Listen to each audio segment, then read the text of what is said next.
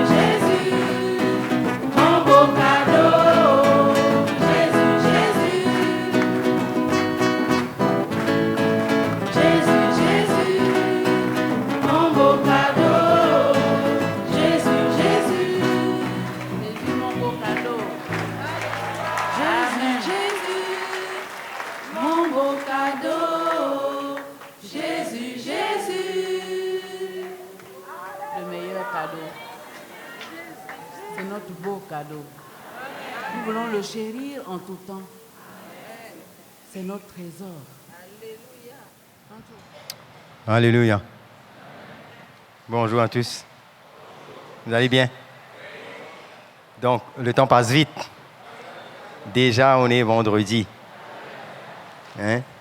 J'étais vraiment heureux d'être avec vous, d'avoir été un instrument dans la main du Seigneur, avec le peu que je puisse, selon la grâce de Dieu. Et ce matin, on va essayer de terminer cette journée avec cette étude sur la structure de l'Église. Et on va compter sur la grâce de Dieu et sur son Saint-Esprit. Hein?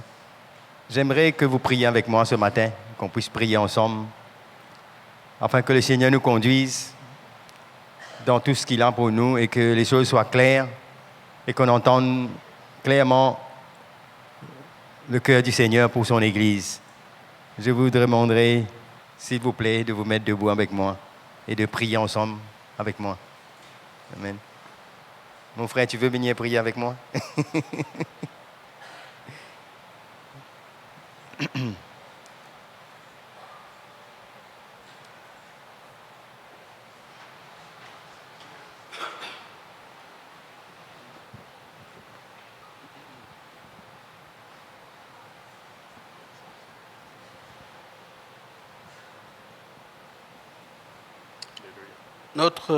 Notre Dieu et notre Père, Seigneur, nous n'avons rien en nous-mêmes que toi. Ces moments, c'est toi qui les as voulus. Nous voulons nous tenir en ta présence. Seigneur, nous avons vu à l'œuvre ta main depuis le début. Merci pour ce don que tu nous as fait pour ces temps-ci. Pour Fabien que tu nous as envoyé, pour Mylène, pour Raphaël qui sont ici. Seigneur, comme tu me l'as dit hier, ce n'était pas le fruit d'un calcul. Tu as voulu ces moments, tu les as emmenés. Nous bénissons l'instrument de ce moment. Nous bénissons Fabien. Nous prions qu'il soit encouragé, que rien ne lui manque, que tu sois son inspiration. Saint-Esprit, recouvre et remplis-le pour qu'il donne à son Église ce que tu as prévu. Seigneur, nos cœurs te regardent, nous espérons en toi. C'est toi qui es le maître du temps. Alléluia. Fabien, sois béni au nom de Jésus-Christ, sois plein d'esprit au nom de Jésus-Christ et accomplis ce que Dieu a préparé pour toi depuis l'éternité pour que tu le donnes à ton Église qui en a besoin ce matin. Nous prions au nom de Jésus-Christ. Merci Père d'être celui qui préside ces temps, celui qui règne ici. Toi et toi seul, Jésus-Christ, tu es le Seigneur. Amen. Alléluia. Amen. Béni. Merci, mon frère.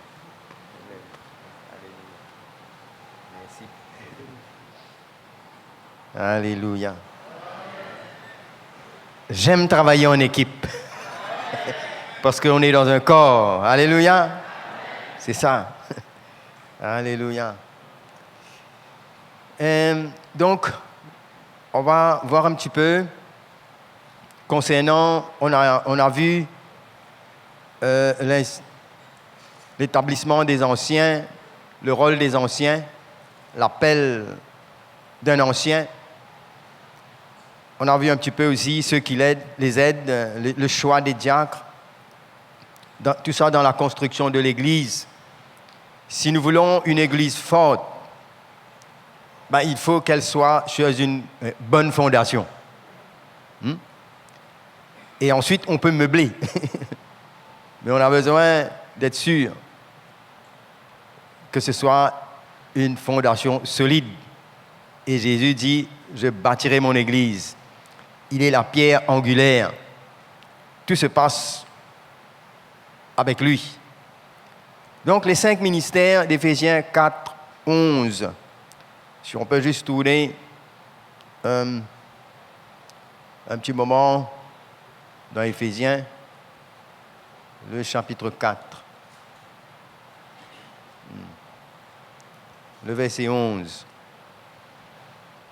Donc, le verset 8 nous dit que il est monté, étant monté dans les hauteurs, il a emmené des captifs, il a fait des dons aux hommes. Et le verset 11. Il a donné les uns comme apôtres, les autres comme prophètes, les autres comme évangélistes, les autres comme pasteurs et docteurs, pour le perfectionnement des saints, en vue de l'œuvre du ministère et de l'édification du corps de Christ, jusqu'à ce que nous soyons tous parvenus à l'unité de la foi et de la connaissance du Fils de Dieu, à l'état d'homme fait, à la mesure de la stature parfaite de Christ. Ainsi, nous ne serons plus des enfants flottants, emportés à tout vent de doctrine par la tromperie des hommes, par leur ruse dans les moyens de séduction, mais en professant la vérité, dans l'amour, nous croîtrons à tous égards en celui qui est le chef, Christ. Alléluia. Et nous voyons que Dieu a un plan. Il envoie les ministères de perfectionnement. Il s'agit ici de perfectionner, d'emmener à grandir. Et l'apôtre Paul, qui est un architecte sage, appelé de Dieu et donné à l'Église, écrit cette épître aux Éphésiens, aux églises, et il nous montre comment Jésus a donné à l'Église. Les uns comme apôtres. Il commence avec les apôtres, les uns. Veut dire, il y a une catégorie de ministères, n'est-ce pas? Les apôtres. Tout comme nous avons vu les 12. En passant. Il y en a qui croient que le ministère apostolique a disparu, c'était juste les 12. Jésus a choisi 12 apôtres, et puis c'est fini. Mais Paul, où était-il? Il n'était pas parmi les 12. Ce qui fait que le ministère apostolique, c'est un ministère de fondement qui va continuer, qui reçoit les mystères, les révélations de Jésus parce qu'ils sont envoyés. Ce sont des hommes que Dieu donne à l'Église. Aussi longtemps que l'Église aura besoin d'être construite, on aura besoin de l'onction apostolique dans l'Église. Jusqu'à ce que Jésus revienne. Parce que l'Église n'est pas encore arrivée à la perfection. Et aussi longtemps qu'on aura besoin de la perfection, on aura besoin des saints ministères. Vous voyez? Est-ce que l'Église est arrivée à la perfection aujourd'hui? Avant que Jésus retourne, on aura besoin de ces ministères de fondement. Et là, il est important de comprendre que les saints ministères, apôtres, prophètes, évangélistes, pasteurs, enseignants, tous ces ministères correspondent à une onction particulière. C'est l'onction qui réside dans chacun de ces serviteurs qui leur donne le ministère. L'onction.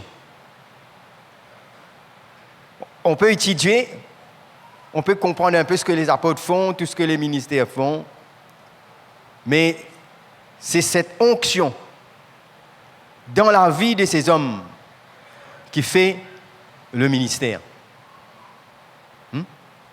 On ne peut pas imiter cela, on ne peut pas acheter cela. C'est Dieu qui donne ça. Et il ne faut pas croire que ces onctions, c'est comme un métier, comme un travail qu'on accomplit. On fait le travail de l'apôtre, on fait le travail d'un prophète. Non. C'est comme, vous savez, quand on a un métier, on prend ses outils, on prend tout ce qu'on a comme capacité et on va quelque part là où on veut et on travaille. Non. C'est une onction et c'est le Saint-Esprit, c'est l'appel de Dieu qui conduit et qui emmène et qui fait les choses selon la volonté de Dieu. C'est comme cela que Jésus construit l'Église. C'est sa maison. Nous, on ne peut pas construire l'Église. On ne sait pas comment construire l'Église. C'est Jésus qui construit l'Église. Et on a besoin des gens que Dieu envoie pour qu'ils puissent construire à sa manière. Donc, ce serait dangereux de prendre un titre sans avoir l'onction,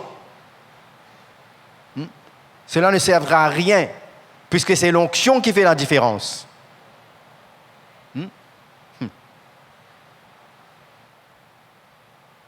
Vous savez, il ne faut pas faire comme... tout à coup, ça me vient de ma pensée, un passage que j'ai lu dans les Écritures. Comment... Géasi avait suivi le prophète, et quand il y avait cette femme que son enfant était mort, et la femme est allée voir le prophète, et là, il lui a donné son bâton pour lui dire, allez, va. Il a couru avec le bâton, il est parti, il a mis le bâton sur l'enfant mort, et l'enfant restait inerte comme c'était auparavant. Et il a fallu que Élie vienne, que le prophète vienne, et il a allongé sur l'enfant, et il a communiqué la vie. Le bâton n'est rien en lui-même, c'est l'onction. On peut prendre la parole de Dieu à la lettre, l'étudier, mais pour emmener l'Église à la perfection, il faut des hommes qui ont l'onction, que Dieu approuve, que Dieu a envoyé. Donc ces onctions sont un don de Jésus à l'Église. Il a investi son onction dans une personne, ce qui met à celle-ci de représenter d'une façon particulière Jésus. L'onction, c'est là pour aller représenter Jésus. Il permet, c'est cette onction qui permet aux chrétiens de reconnaître le ministère ou le don de quelqu'un. L'Église reconnaît. Quand il est sous ce ministère, sous cette onction, et ce que ça fait dans sa vie. Et donc, les serviteurs qui sont appelés dans les saints ministères, ils sont eux-mêmes anciens. Et ils ont une plus grande autorité que les autres anciens. Il faut bien faire la distinction. Que tous les anciens n'ont pas cette onction dans les saints ministères. C'est là où il y a toutes sortes de compétitions et de rivalités par manque de connaissances, de comprendre quelle est la structure de l'Église, comment Dieu construit. Et l'apôtre Paul fait la différence. Et c'est pourquoi qu'il dit, il a donné les uns comme apôtres, prophètes, n'est-ce pas, évangélistes, pasteurs et enseignants. Ça, ce sont des ministères de perfection. Si nous comptons sur les anciens, avec simplement leur appel et leur qualification et leur appel pour emmener l'Église à la perfection, on sera limité. Ils sont là comme des bergers pour nourrir, pour prendre soin, mais pour emmener l'Église à la perfection, c'est une autre affaire. Il faut une onction spéciale, un appel. C'est pourquoi, tournez avec moi dans 1 Pierre, le chapitre 5, au verset 1er. On va voir que...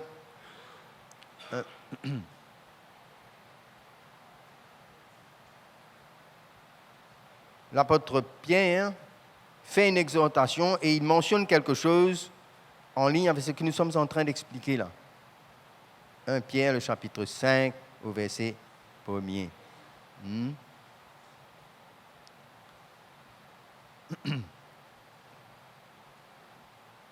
OK? Voici les exhortations que j'adresse aux anciens. N'est-ce pas que Pierre est l'apôtre? On est d'accord? Il dit, voici l'exhortation que j'adresse aux anciens qui sont parmi vous. Moi, ancien comme eux. Ça veut dire que l'apôtre Pierre est un ancien. Mais il est en train d'envoyer cette exhortation parce que lui, il est dans une autorité dans les saints ministères en tant qu'apôtre. Et là, il leur parle de témoins des souffrances de Christ, participants de la gloire qui doit être manifestée. Il leur dit de paître le troupeau qui est sous leur garde. Donc, les anciens sont en train de nourrir le troupeau, n'est-ce pas? Volontairement, selon Dieu, avec dévouement. C'est leur rôle, de nourrir, de prendre soin, de veiller sur eux. Mais pour emmener l'Église dans la perfection, il y a cette onction. Donc, on voit comment, même dans les Actes des Apôtres, souvent on a vu hier, comment il y avait une relation entre les anciens et les apôtres. Parce qu'eux, ils sont dans une autorité supérieure avec cette onction pour conduire, pour diriger, pour voir plus loin. Pour voir plus loin. Et il y avait une discussion concernant certains juifs qui voulaient que les chrétiens se fassent circoncire. Parce qu'eux, ils ne voyaient pas la construction de l'Église. Ils étaient encore avec leur compréhension de l'Ancien Testament. Et ils pensaient que pour marcher avec Jésus, il fallait que les chrétiens se fassent circoncire. Acte 15, nous allons lire cela à partir du verset 4. On va aller lentement, on va lire exactement ce qu'il faut pour qu'on tous comprenne bien de quoi on est en train de parler ce matin.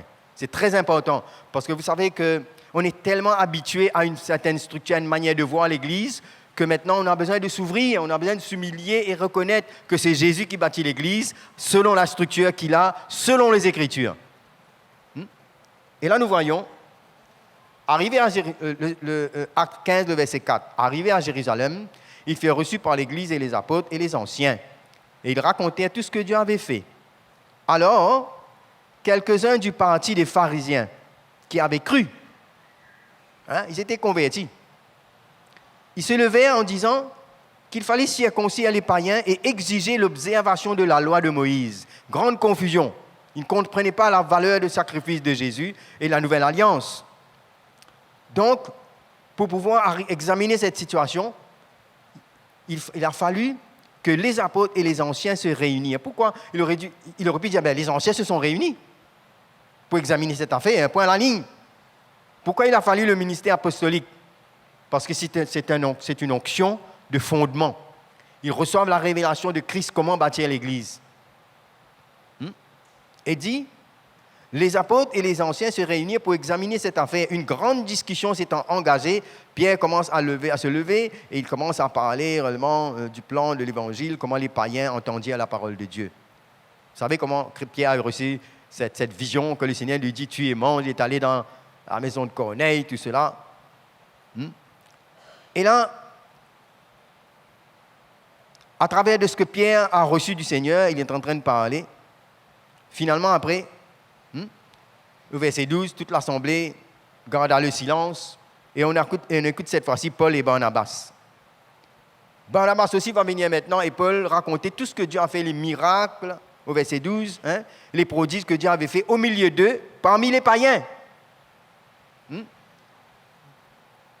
Donc, ils ne devaient pas venir, les païens ne devaient pas se circoncire pour devenir comme les Juifs. Ils avaient la grâce, ils avaient tout en Jésus. Donc, la doctrine était menacée et les apôtres devaient examiner cela. Voilà, ils viennent avec des témoignages, ils viennent avec les Écritures. Et ensuite, nous voyons qu'au verset 13, quand tout le monde a parlé, Jacques commence à se lever, l'apôtre. Et il prit la parole et il explique et il commence à emmener la doctrine, la pensée de Dieu. Et il dit qu'au verset 19, c'est pourquoi je suis d'avis qu'on ne crée pas de difficultés à ceux des païens qui se convertissent, n'est-ce pas? Et il commence, et le verset 22, il parut bon aux apôtres et aux anciens. Aux apôtres et aux anciens, ils sont d'accord. À toute l'Église de choisir parmi eux et d'envoyer dans Antioche avec Paul et Barnabas, Jude appelé Barsabas et Silas, hommes considérés entre les frères. Et là, les apôtres et les anciens sont d'accord et ils vont emmener la décision des apôtres et des anciens. D'accord? Nous voyons comment l'ordre est établi là. Tout le monde peut parler, mais le Seigneur parle à travers cette onction. Et tout est réduit au silence, on comprend ce que Dieu veut faire. Il y a une ordre d'autorité qu'on a besoin de se soumettre et d'accepter dans la construction de l'Église. J'aimerais entendre un amen quand même. Vous êtes en train de bien réfléchir. OK. Donc, on voit là, ces ministères sont reconnus et respectés par les autres anciens. Il y a une soumission de cœur entre eux, lorsque chacun connaît la place dans le corps des anciens. Il y a le corps des anciens. Donc, les cinq ministères, ils peuvent être présents directement dans l'Église ou bien être représentés par d'autres serviteurs de Dieu. Quand Paul ne pouvait pas aller, il envoie, il délègue. Il représente. Il a envoyé Tite, il a envoyé Timothée. En ce moment, je ne suis qu'un envoyé. Je n'ai pas un titre que je m'approprie. Je représente l'esprit de l'Évangile que j'ai reçu. C'est comme ça qu'on travaille ensemble. On ne s'approprie pas un titre pour venir dire « moi je suis ici ». Non, où on a l'onction, où on n'a pas. Et quand on est envoyé, on représente. Et on emmène le message, on emmène l'esprit de l'Évangile et cela construit l'Église. Il y a une onction. Et nous voyons que si nous tournons notre Bible dans Tite, le chapitre 1er au verset 5, il nous dit, Paul a envoyé Tite. Il dit, je t'ai laissé en Crète afin que tu mettes en ordre ce qui reste à régler. Donc, même dans l'Église primitive, il fallait mettre de l'ordre. Il fallait établir. Est-ce que nous sommes prêts pour cela? Ou bien nous sommes arrivés? Nous, on est encore d'apprendre avec le Seigneur dans la restauration de l'Église. Selon la volonté de Dieu. Je t'ai laissé en Crète afin que tu mettes en ordre ce qui reste à régler et que selon mes instructions, l'instruction de qui? D'un enseignant, d'un ancien, l'instruction d'un apôtre qui a été envoyé par la grâce de Dieu pour la construction de l'Église. Il dit maintenant, afin que tu règles selon mes instructions. Selon mes instructions, tu établis les anciens dans chaque ville. Nous avons parlé hier. Qui sont les anciens? Qui sont ces hommes? Quelles sont leurs qualifications? Paul est un sage architecte. Il est en train de construire sous l'onction apostolique, avec l'autorité de Christ, pour montrer et emmener une construction solide. Et il envoie Tite. Et puis il dit, le verset 6, ce que je vous avais mentionné hier, qui a fait un petit peu de brouhaha, ok? S'il s'y trouve quelque homme irréprochable, mari d'une seule femme, etc., et là il commence. Pour montrer qu'il y a des hommes que Dieu a emmenés et qui ont le plan. Non? Comment construire l'Église? Qui envoyer? Qui établir? Et là, puisque Paul n'avait pas eu le temps de mettre de l'ordre, il a envoyé Tite.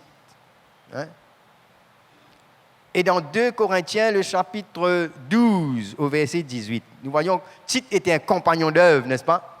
Il était en relation avec Paul, le même esprit. Et Tite est parti. Paul dit, j'ai engagé Tite à aller chez vous. Alors, je vais essayer de revoir ce verset.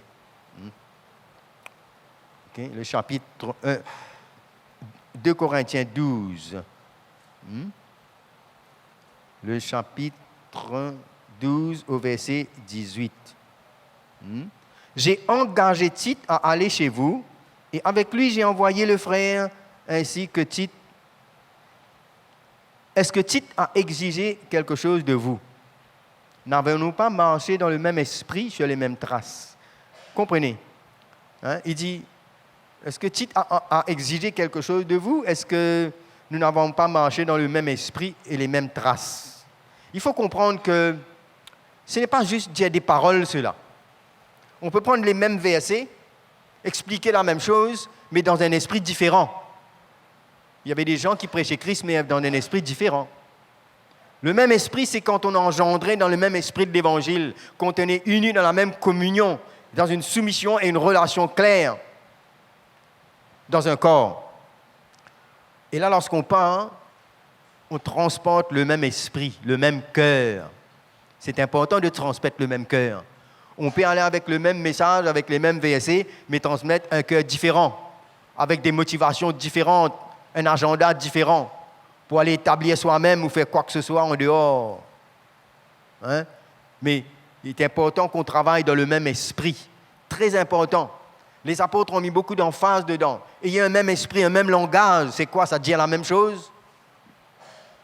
Employer les mêmes versets sur le même ton. Vous savez, je connais des églises où les gens, puisque les leaders ont parlé d'une manière, et ici, il fait pareil quand il parle. Vous savez, ils ont une habitude de parler pareil. Vous savez, ça, c'est humain, ça.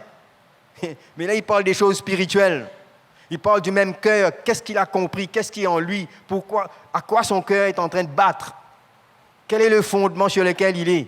Tite se comporter de la même manière que Paul allait faire, parce qu'il a vu, il a appris, il a été engendré, c'était un fils. Hein? Et il transplantait le même esprit. Ce n'est pas quelqu'un qui venait avec toutes sortes de recherches qui viennent dans sa tête et venait balancer ça à l'Église. Non, il représentait le même cœur. C'est comme ça que l'Église construit. On emmène des gens dans l'unité. Il n'était pas confus. Hein? Donc, on va revenir, là où je vous parle globalement, sur les 5 ministères. Ce sont des ministères de perfection, de perfectionnement. Hein? Éphésiens 4, 11. Regardez, il y a des mots qu'on doit souligner.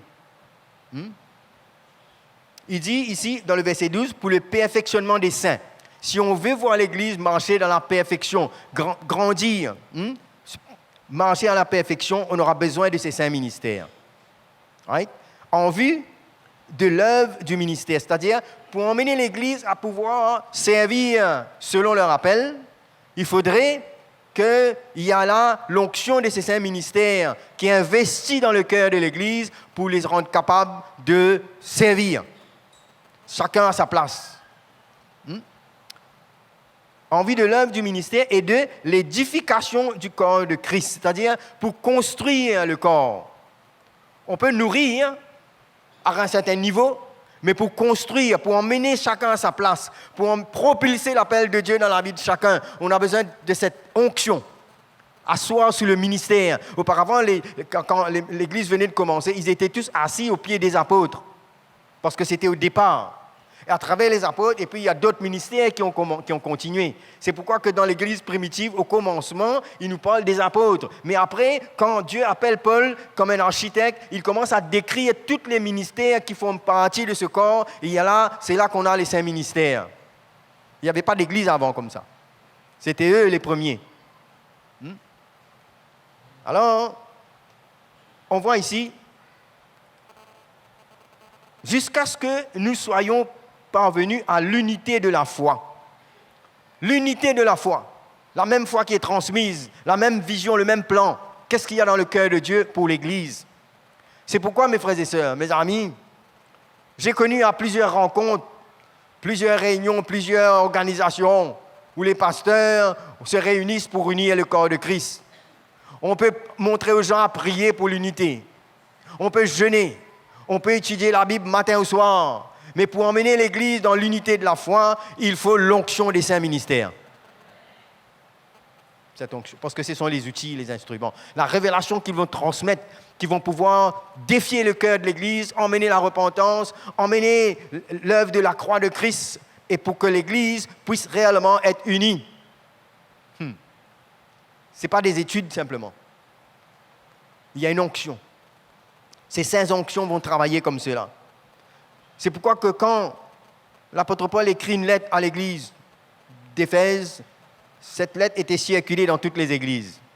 Et il y avait un échange des ministères dans les 5 ministères. Ils parlaient le même langage, ils allaient vers la même direction. Et l'église, normalement, était unie. Parce que les mêmes ministères partageaient partout dans les églises. Il y avait une unité d'esprit. Il n'y avait pas quelqu'un qui sort n'importe où, qui vient emmener n'importe quelle compréhension qu'il a. Non, c'était le même cœur.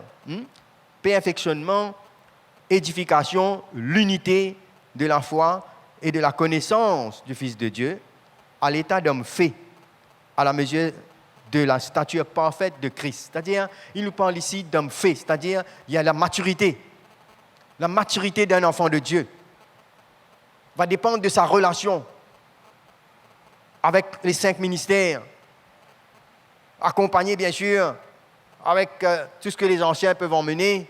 Mais vous savez, c'est comme cela que quand l'Église n'est pas sur un fondement, on va arriver à un certain niveau. On peut étudier, on peut faire tout ce que la Bible dit, mais on a besoin de cette souffle, de cette onction que Dieu a donnée à l'Église pour pouvoir emmener l'Église à la maturité. Ces 5 ministères travaillent à la maturité. C'est pourquoi il y a des églises, les chrétiens arrivent à un certain niveau, ils ne grandissent pas plus que ça. Ils font le tour avec certaines choses qu'ils ont appris, qu'ils ont connues, mais ils ne vont pas plus loin parce qu'on a besoin de ces onctions dans l'Église. Sans ça, on reste stagnant. Et on veut l'unité, on crie, on veut beaucoup de choses. Mais Dieu nous a montré ici sa manière de faire. Hein? Il dit ainsi,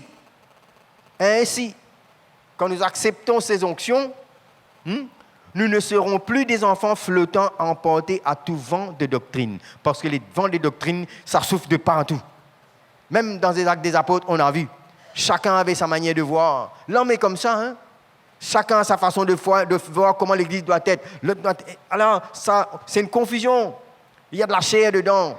Mais alors que Dieu a mis les choses bien claires, il y a un fondement. Non? Allons à la source. Il dit à ce moment-là, nous ne serons plus des enfants flottants emportés à tout vent de doctrine par la tromperie des hommes, hein, par leur ruse, parce qu'il y en a beaucoup qui veulent attirer les hommes vers eux. Mais ils ne voient pas la construction de l'Église, ils ne voient pas l'unité de la foi. Ils ne sont pas prêts à donner leur vie pour ça, parce qu'il manque cette révélation. Les saints ministères authentiques, soumis dans la relation avec l'onction apostolique, travaillent dans ce but. Le verset 15 nous dit, mais en professant la vérité dans l'amour, nous croîtrons à tous égards en celui qui est le chef. Voilà le plan de Dieu, la manière que le Seigneur construit. Mes frères et sœurs, nous arrivons maintenant vers le retour de Jésus. Le Seigneur est en train de restaurer son Église, en ramener ses vérités, afin que l'Église reflète réellement ce que Jésus aurait voulu pour son Église, non? Donc, l'Église a commencé avec les apôtres, il va terminer avec les apôtres. Les vrais. Hein? Le Seigneur n'a pas oublié l'Église. Il dit, je suis avec vous jusqu'à la fin du monde. Hein? Il a la capacité de restaurer tout cela et de ramener des cœurs, ramener cette onction au milieu de son peuple pour emmener l'Église à la maturité. Alléluia. Malgré qu'il y aura beaucoup qui abandonnent la foi, l'apostasie, il y aura beaucoup de mélanges, mais il y aura aussi ceux qui tiennent jusqu'au bout. L'Église solide qui glorifiera le Seigneur et qui est sur un fondement qui ne glisse pas sur n'importe quel vent de doctrine. Et on est à l'abri quand on accepte le plan et la volonté de Dieu pour son Église. Que celui qui a des oreilles pour entende ce que l'Esprit dit à l'Église. Et nous voyons ici, il dit maintenant, c'est de lui, de Jésus, et à travers de tous ces instruments qu'il emmène, et grâce à tous les liens de son assistance, que tout le corps bien coordonné, formant un solide assemblage, tire son accroissement selon la force qui lui convient à chacune de ses parties et qui s'édifie lui-même dans l'amour. Hein? La force qui convient à chacune de ses parties. Et là, l'Église va grandir dans l'amour. Alléluia. Quand on voit la manière que Dieu construit, on est en sécurité. Mais je veux vous dire, avant de parcourir chaque ministère, là, je veux juste vous témoigner que nous, on a connu ces moments où, avec des mouvements charismatiques, je suis né dans un mouvement pentecôtiste. Dans les années 74, j'ai donné mon cœur au Seigneur. J'ai compris un petit peu la manière authentique. On était dans les ténèbres, dans nos traditions. Quelqu'un est venu annoncer l'Évangile. Le Seigneur a touché des cœurs. Il y a des hommes qui se sont donnés. Les églises se sont établies. Mais ce n'était pas un tout, il fallait continuer. À un moment donné, il y a eu la division. Je ne comprenais pas, j'étais nouveau converti. J'ai vu des scandales, des bagarres d'anciens, de serviteurs de Dieu, alors qu'ils étaient baptisés du Saint-Esprit avec les dons du Saint-Esprit incroyables. Des choses extraordinaires qui s'est passées en ce temps. Des miracles, des paroles du Seigneur. Je me souviens les témoignages qu'on a reçus. Il y avait dans une église un Chinois, vous n'avez pas de Chinois ici, non. Chez nous, on est un pays multiracial. On a des Chinois, des musulmans, des Indiens, des Africains, d'origine d'Africains comme moi, enfin de tout. Mais ce Chinois, il était dans un état désespéré et il voulait aller se suicider. Et je me souviens, d'après le témoignage qu'on a entendu, c'est qu'avant d'aller se suicider, il dit, je vais passer un coup à la mission. La mission était méprisée, c'était comme si un dernier endroit où partir. Si quelqu'un est dans un état catastrophique, alors il passe un coup là-bas, juste pour voir, pour dernière heure, avant de finir avec sa vie. Voilà un peu la conception que les gens avaient, parce qu'on était très religieux là-bas. Hein? Et il est passé dans cette assemblée, et pendant qu'il était assis, il y a une sœur qui a délivré un message en langue, dans sa propre langue chinoise. Et le Seigneur lui a parlé.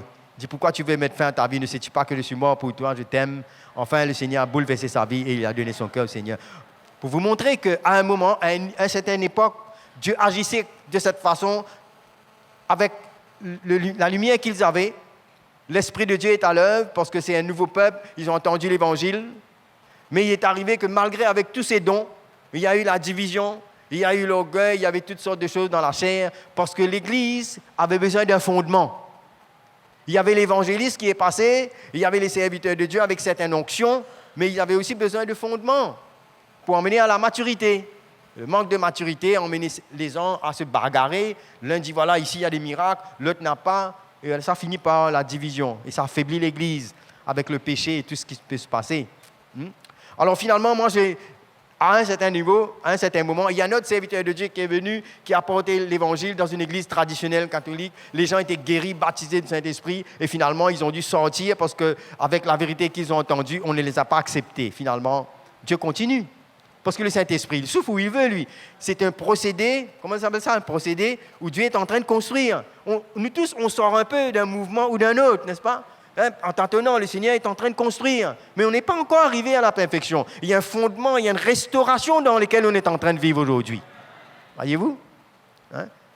Tous ceux qui sont nés de nouveau dans les années 80 connaissent un peu, 70 à 80, tout ce que Dieu a commencé à faire. Mais il y a un temps maintenant où le Seigneur est en train de restaurer. Plus de lumière. Et c'est comme ça qu'on a tâtonné. Et quand le frère Mickey est venu à Maurice, il était en Afrique du Sud. Il a reçu le Seigneur, lui et sa femme, tout feu, tout flamme, participé à l'école biblique et sont venus ainsi à l'île Maurice. Mais quand ils sont venus, ils ont aimé l'Église, donné leur vie. Vous savez, à Maurice, comme on est multiracial, il y a des Blancs, eux, ils sont de la race blanche, les gens regardent d'une manière, mais le frère Mickey, il ne connaissait aucune couleur, il s'était mélangé à toute l'Église parce que son cœur aimait l'Église, c'était un homme d'Église. Moi, j'avais ressenti qu'il avait quelque chose, malgré mes 5 années de conversion, et je ressentais, à cette époque-là, on parlait de leader, et je ressentais qu'il y avait quelque chose. Et je l'ai suivi, j'ai écouté, et j'ai ressenti au fur et à mesure l'onction grandir. Je ne savais pas, on ne parlait pas d'apôtres, on ne parlait pas de tout ça. On parlait de construction de l'Église, on parlait de leadership. Mais au fur et à mesure, il y avait une souffrance. On vivait avec le Seigneur, dans la prière, dans le jeûne, la parole, on faisait tout, mais on se bagarrait toujours. Il y avait toujours encore ces histoires-là. Certains on dit, mais nous, on est venus avant, voilà nos fidèles, ben voilà, lui, il vient s'asseoir, il vient prendre nos fidèles. On ne voulait pas comprendre que Dieu voulait rassembler les gens et avec différentes onctions. Certains sont partis. Mais moi, malgré que dans la région où j'étais, il y avait un grand nombre de fidèles, mais j'ai reconnu l'onction, j'ai reconnu que cet homme transportait quelque chose. Mais c'était au fur et à mesure que l'onction grandit, que l'appel se définit. Quand je veux vous parler sur qu'est-ce qui motive un apôtre, qu'est-ce que cette onction emmène? Et là, on va comprendre. On va comprendre comment Dieu construit, comment il y a des onctions qui grandissent. On n'a pas besoin de proclamer qui on est, mais ce que Dieu emmène comme fruit dans l'Église va démontrer. Les bagarres, tout ce qui s'est passé dans l'Église. Vous croyez que c'est facile pour 10, 15 hommes de travailler ensemble pendant 30 ans? Vous savez combien de choses peuvent se passer là? Mais comment Dieu fait ça? Il faut réellement une fondation, des relations, du travail. Donc, attendez-vous. Il ne faut pas rester fermé sur juste ce qu'on a connu, mais il faut comprendre que Dieu veut plus loin pour son Église. Et si on a un cri, c'est Dieu qui met ce cri dans notre cœur. Parce qu'il aime son Église. Alléluia. Et c'est incroyable comment, à cette époque-là, on voit les frères, les serviteurs de Dieu, quand le frère Mickey a commencé à avoir dans son cœur les églises, les nations, l'Afrique, beaucoup d'églises, et voir l'état de l'église. Vous savez, il y a un ancien dans l'église se soucie simplement de son petit troupeau. Il ne va pas se fatiguer, lui, avec l'état de l'église. Nous, on a vu les églises défiguré, des bagarres, témoignages, et on voit les chrétiens, la vie de chrétiens qui ne produisent pas de fruits, et tout ça, on se pose la question, mais comment? Pourquoi? Qu'est-ce qui se passe? On a connu tout ça. Hein? Je fais une parenthèse juste pour vous montrer un peu qu'il y a une douleur de l'enfantement. Hein? Le Seigneur est en train de restaurer. Et ceux qui sont humbles et qui ont soif, qui crient, sauront. Parce que c'est Dieu qui relie les cœurs. C'est Dieu qui emmène des relations. Alléluia. Donc j'ai voulu juste vous parler de ça, afin que nous puissions réaliser qu'il y a une construction. Hein? Et dans cette construction, on va commencer par le pasteur. Le ministère du pasteur, qu'est-ce que c'est ça? Le pasteur, il est avec le troupeau. Je vous ai fait comprendre avant qu'il y a les anciens. Maintenant, dans les 5 ministères, il nous parle du pasteur. J'aurais pu commencer par l'apôtre. Je vais commencer par le pasteur parce que tout le monde, on ne parle que des pasteurs, non? Partout où on va dans les églises, on voit le pasteur. Où est le pasteur, non? Moi, à mon époque, étant très jeune, j'avais une ambition de devenir un pasteur parce que je savais que c'était le titre qu'il fallait pour pouvoir œuvrer et servir le Seigneur. Donc, je voulais être pasteur. Ah, oui. Vous comprenez? Parce que je sentais que j'avais l'appel de Dieu. Mais je ne savais pas quoi l'appel de Dieu va définir dans quoi. Et là, on voit que, ici, on a les anciens, comme des bergers, comme des surveillants, mais il y a un autre, dans cette catégorie-là, dans Éphésiens 5, 11, qu'il parle de pasteur. Hein? Il y a un mot grec qui veut dire épiscopos, épiscopéo. Je ne vais pas vous fatiguer avec ça. Cela signifie simplement veiller, garder, prendre soin, guider, nourrir, protéger. C'est le pasteur qui donne sa vie pour ses brebis. C'est un peu comme dans Ésaïe, le chapitre 40, au verset 11. Il nous parle de ce cœur-là. Dieu, lui-même, il a un cœur de berger. OK? Alors, il dit dans le Ésaïe, le chapitre 40, au verset 11. Allons lire juste un petit peu avant le verset 10. Voici, le Seigneur, l'Éternel, vient avec puissance. Et de son bras, il commande. Voici, le salaire est avec lui, et les rétributions le précèdent. Comme un berger, il paîtra son troupeau. Il prendra les agneaux dans ses bras et il les portera dans son sein. Il conduira les brebis qu'il allaite. Amen. L'Ancien Testament nous parle de Jésus et de son Église, de ce que Dieu allait faire. Qui est cette bras de l'Éternel qui est venu? N'est-ce pas Jésus qui est venu? Et là maintenant, Jésus dit maintenant, il va donner les uns comme apôtres, prophètes, évangélistes, pasteurs. Il va donner des bergers. C'est cette onction qui va animer le ministère du pasteur, qui sera le berger du troupeau. Le troupeau, c'est-à-dire les brebis. Et avec cette onction pastorale, il sera le porte-parole de Jésus parmi les anciens de l'Église locale. S'il a cette onction. Les autres anciens vont nourrir, tous les anciens sont appelés à partager l'Évangile dans un certain niveau. Non? Mais la protection de l'Église est différente quand cette onction vient.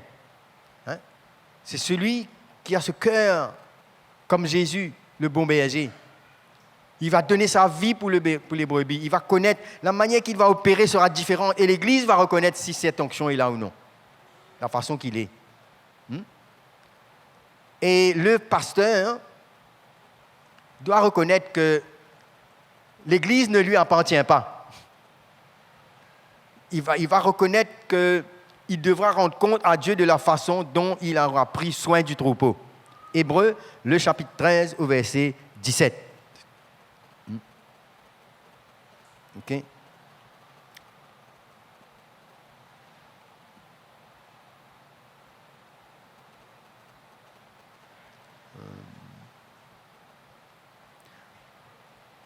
Il dit obéissez à vos conducteurs et ayez pour eux de la déférence car ils veillent sur vos âmes, comme devant en rendre compte, qu'il en soit ainsi, afin qu'ils le fassent avec joie. Hein? Donc, on aura compte à rendre. Il y a plusieurs qui veulent être pasteurs, qui veulent avoir un titre, sans savoir que ce que nous allons emmener dans l'Église, nous aurons compte à rendre. Est-ce qu'on est prêt pour ça?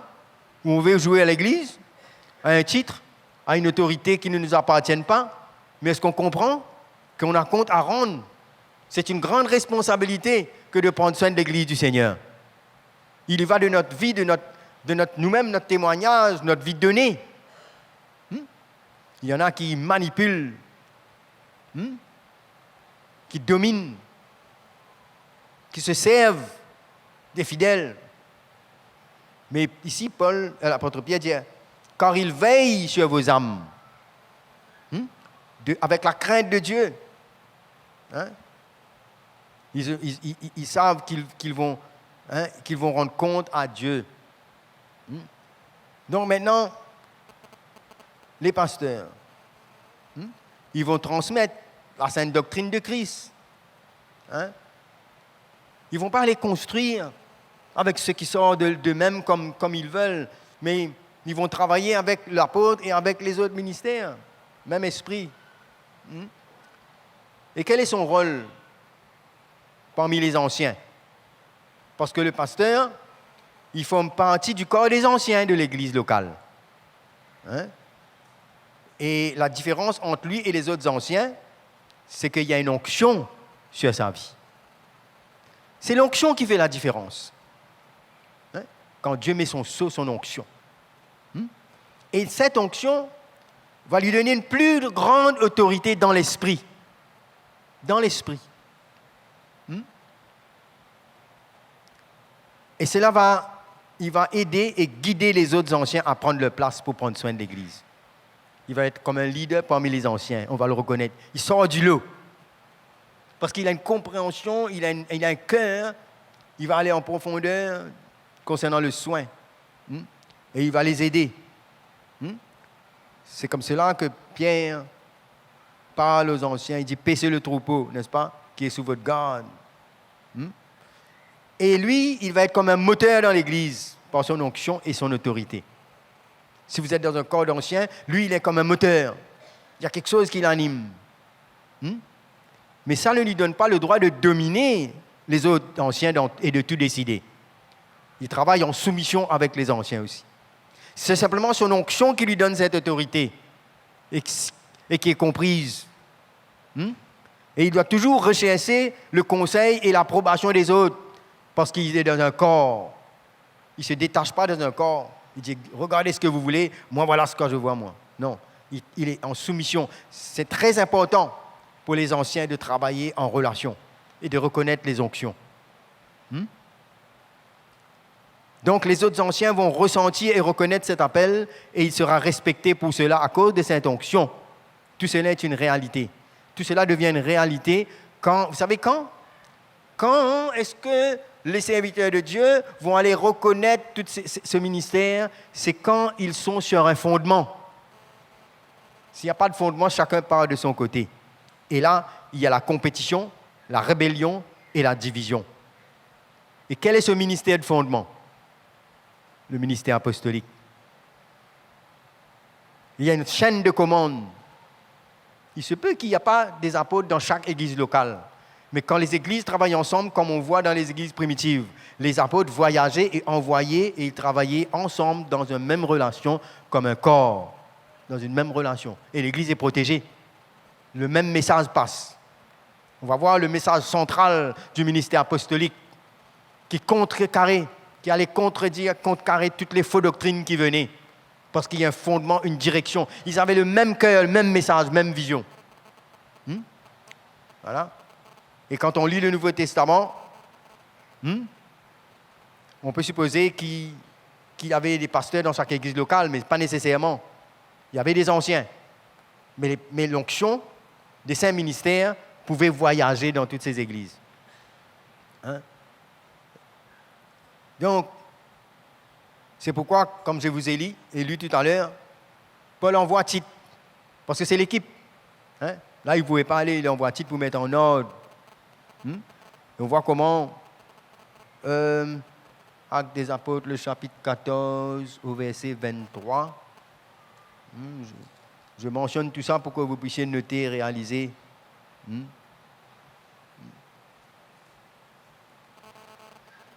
Ces ministères. Là, nous voyons le verset 23. Il désignait des anciens dans chaque église et après avoir prié et jeûné, il les recommandait au Seigneur en qui ils avaient cru. Qui a fait ça? Hein? Les ministères, non? Hein? Donc il y avait une relation. Hein? Les anciens ne se proclamaient pas par eux-mêmes. Hein? Ils avaient été soumis dans une relation avec les ministères. Hein? Ceux qui avaient une plus grande autorité. Et il y a une relation entre les pasteurs et les autres ministères de perfectionnement. Parce qu'il faut comprendre là que celui qui est en onction, il ramène l'Église à la perfection, n'est-ce pas? Perfectionner les saints. Pour les emmener à grandir.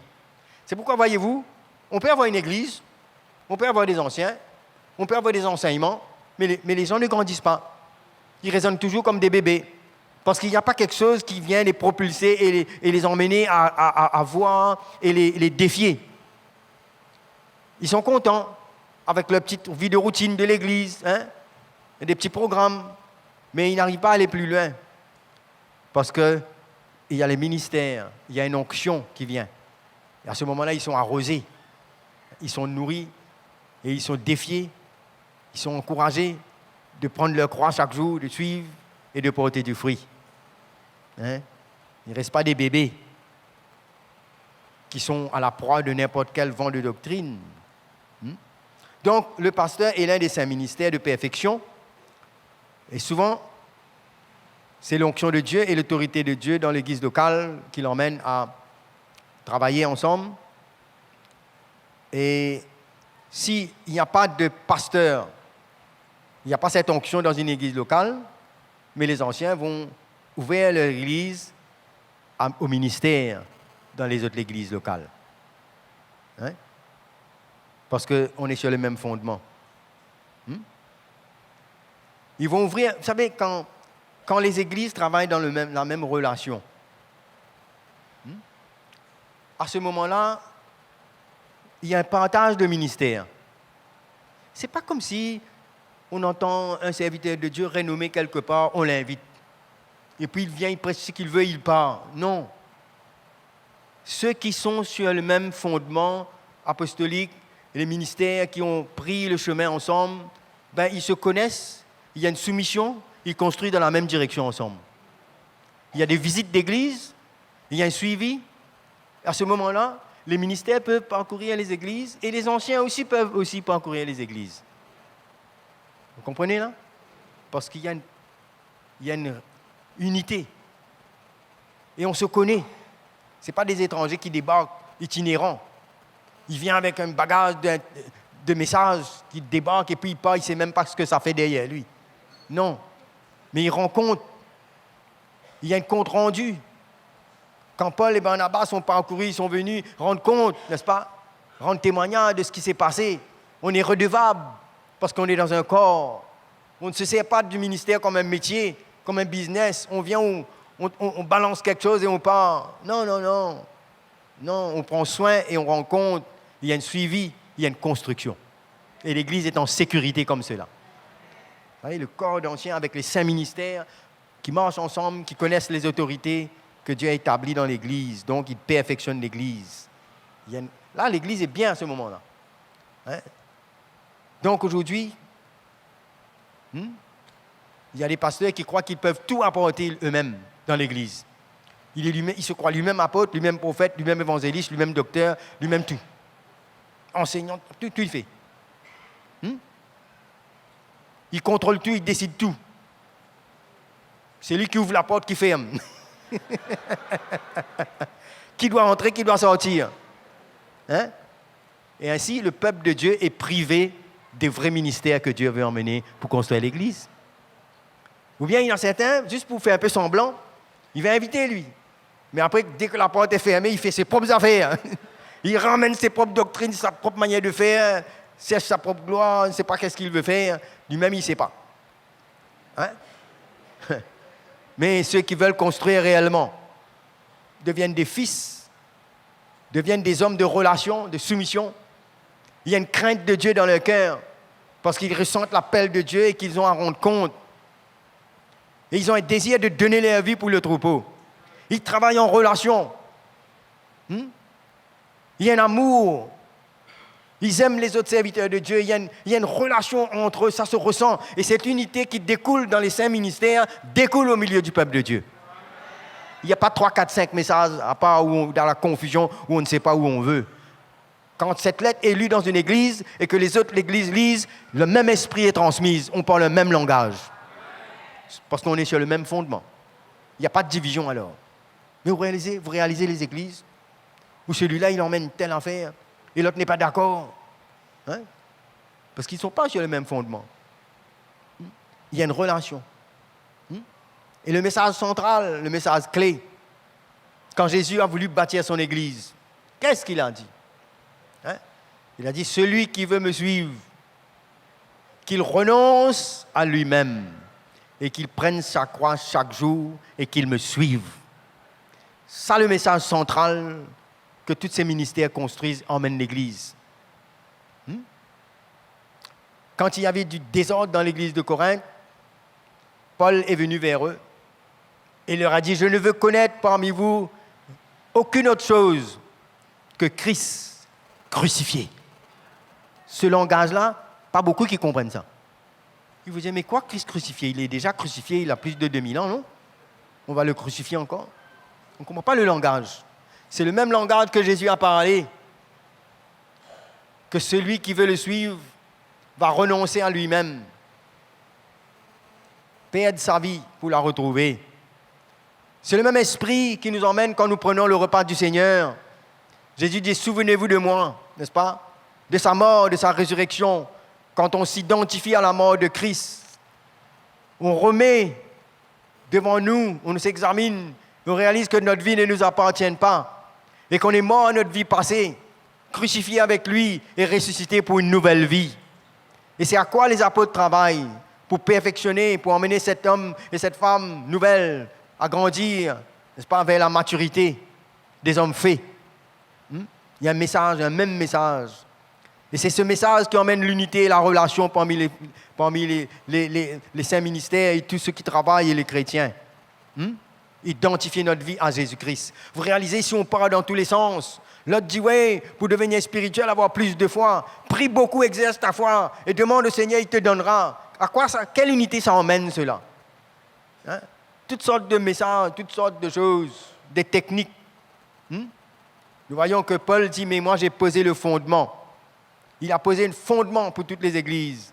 Et les anciens étaient des hommes qui s'identifiaient à Jésus-Christ. Tournez avec moi dans 1 Corinthiens, le chapitre 3, au verset 10.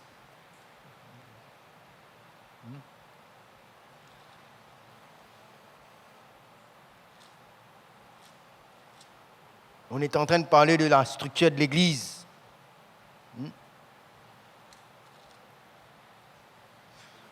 Verset 10, 11. Allez, allez lire toujours le verset 9.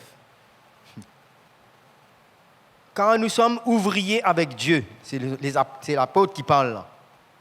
Vous êtes le champ de Dieu. Il y a le champ de Dieu là. L'apôtre, il est cet instrument dans les 5 ministères avec cette autorité. Il dit, selon la grâce qui m'a été donnée, cet appel, cette onction, j'ai posé le fondement comme un sage architecte et un autre bâtit dessus. Mais que chacun prenne garde à la manière dont il bâtit dessus. Ça, c'est le fondement apostolique. C'est le repère du chrétien. Un fondement. Et c'est dans cet esprit, les églises d'Éphèse, de Corinthe, partout, ils reconnaissaient ce fondement. Et ils construisaient avec cela. Ils ne construisaient pas avec leur propre connaissance ou ce qu'ils voulaient. Mais ils construisaient avec les directives que les apôtres donnaient. Tournez avec moi dans Colossiens, le chapitre 4, au verset 16. La même chose est lue partout dans toutes les églises. On voit l'unité de l'église, comment ça se fait. Lorsque cette lettre aura été lue chez vous, faites en sorte qu'elle soit aussi lue dans l'église des Laodicéens et que vous lisiez à votre tour celle qui vous arrivera de Laodicée. Vous avez vu l'échange là? L'apôtre Paul envoie cette lettre aux Colossiens. Il dit, quand vous avez fini, envoyez ça aux Laodicéens, à l'église des Laodicéens. Et que vous aussi, vous allez lire maintenant les lettres que j'ai envoyées à ces églises là-bas. Donc, la même chose. Selon ces instructions. Comment voulez-vous, ceux qui se soumettent à cette onction ne soient pas unis? Parce qu'il y a une même direction, non? Il y en a qui ont copié cela. Mais non, ça c'est la vie de l'Église. C'est la relation. Et l'Église était protégée. Donc ces églises, comment ils auraient pu recevoir la lettre qui était lue des églises de Laodicée? Parce qu'ils acceptaient la présence de différents ministères. Il y avait une relation entre les églises qui était extraordinaire. Les églises étaient autonomes. Oui, il y avait leur propre spécificité, mais ils étaient ouverts au ministère des autres églises qui étaient en relation avec les apôtres. Parce qu'une église locale seule, avec quelques anciens, ne pourra pas aller loin. Il n'y aura pas de maturité. Même qu'il y aura peut-être des ministères qui dorment. Ils ne pourront pas grandir et aller plus loin parce qu'ils seront enfermés dans un cloison comme ça. Ils ne pourront pas. Il faudra l'onction de ces saints ministères pour faire lever ces ministères, lever l'appel de Dieu dans la vie des chrétiens pour qu'ils servent le Seigneur. Amen. Donc, on voit un peu le ministère du pasteur qui a une onction, mais qui travaille aussi avec les autres. On va continuer, on va prendre un break et on va voir un par un les autres ministères. OK? Allez.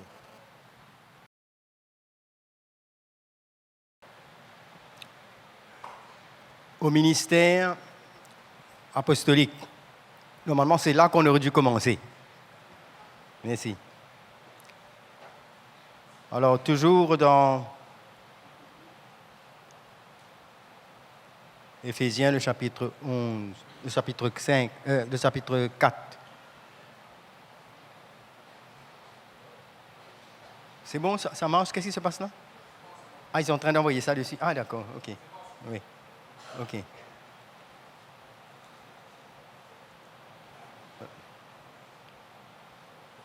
On va le mettre plus devant tout à l'heure. Ça, tout à l'heure. Ok, c'est bon. Oui, ça, voilà. Éphésiens, voilà. Donc, toujours dans Éphésiens, le chapitre 4, au verset 11, nous voyons, il a donné les uns comme apôtres. Et l'apôtre est l'un des saints ministères de perfectionnement. Chacun de ces 5 ministères est essentiel dans l'Église pour le perfectionnement du chrétien. Le chrétien a besoin de chacun de ces ministères. Donc, on voit que le pasteur ne peut pas remplacer l'apôtre, tout comme l'apôtre ne peut pas remplacer le pasteur. Le ministère est différent, mais chacun est nécessaire au peuple de Dieu. Donc, on peut les comparer comme à des ouvriers spécialisés, mais dans des domaines différents. Et tous, ils vont collaborer à la construction d'une maison. D'accord? Donc, l'apôtre signifie envoyer. Le mot apôtre signifie envoyer. Et nous comprenons que Paul et plusieurs autres apôtres ont voyagé, ont fait des voyages missionnaires. Ils étaient envoyés par leur Église et quand ils revenaient de leur mission, ils rendaient compte. Ils étaient envoyés, travailler avec les églises pour le perfectionnement, pour la construction de l'Église. et ils revenaient. Ils rendaient compte, c'était des hommes qui étaient redevables. Ce n'étaient pas des hommes indépendants qui partaient dans une mission, faisaient leur propre volonté et qui n'avaient pas compte à rendre à personne. Non, ils revenaient et rendaient compte de tout ce qui s'est passé, ce que le Seigneur a fait. Donc l'apôtre n'est pas un serviteur de Dieu indépendant, il est un ancien. Mais il a ce ministère, cette onction. Il fait partie du corps ancien de l'Église locale. Quand il est envoyé, il part avec cette onction pour accomplir une mission. Et ensuite, il revient avec les anciens. Donc, il y a ce qui emmène l'apôtre dans cette autorité, c'est cette onction que Dieu lui donne. L'onction apostolique. C'est l'onction qui fait la chose. Qui lui donne l'autorité spirituelle. Un homme en lui-même n'est rien. C'est le choix de Dieu. Paul ne méritait rien. Il s'opposait à l'Église. Il persécutait les chrétiens. Dans sa connaissance, dans sa sagesse, il était en train de ravager l'Église. Et un jour, le Seigneur l'arrête sur la route de Damas. Et Dieu lui dit, maintenant, il va apprendre comment il va souffrir pour Jésus, pour l'Évangile. Donc, c'est la main de Dieu, c'est le choix de Dieu. Et maintenant, les 5 ministères, parmi les 5 ministères, il y a une ordre d'autorité. Et la plus grande autorité vient de la vie de l'apôtre. La Bible nous dit que Dieu a établi dans l'Église premièrement les apôtres. Ce sont les 12 apôtres que Jésus a choisis. Quand il voulait bâtir son Église, Jésus a prié toute une nuit. Il a commencé à chercher.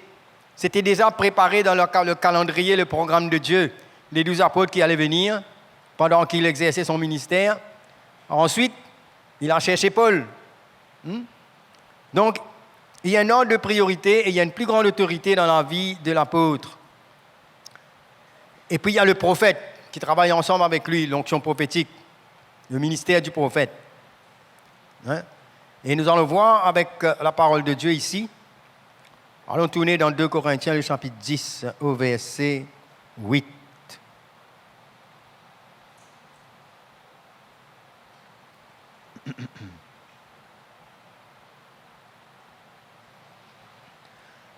On va voir l'autorité de quoi l'apôtre Paul parle.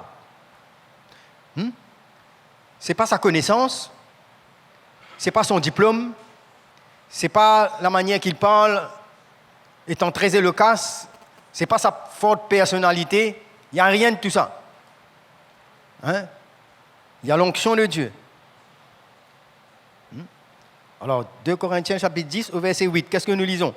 Et quand même, je me glorifierai un peu trop de l'autorité que le Seigneur nous a donnée pour votre édification et non pour votre destruction. Je ne saurais en avoir honte, afin que je ne paraisse pas vouloir vous intimider par mes lettres. Ces lettres étaient quelque part sévères des fois. Il dit, voilà, je ne vais pas me glorifier d'un peu trop de l'autorité que le Seigneur nous a donnée. C'est quelle autorité ? Cette onction qui accompagne le ministère apostolique. On a parlé concernant la soumission et l'autorité. L'autorité dans le gouvernement, dans la famille, tout ça, dans l'Église. Et la plus haute autorité, ce sont les apôtres qui ont cette onction pour construire. 2 Corinthiens chapitre 13, le verset 10.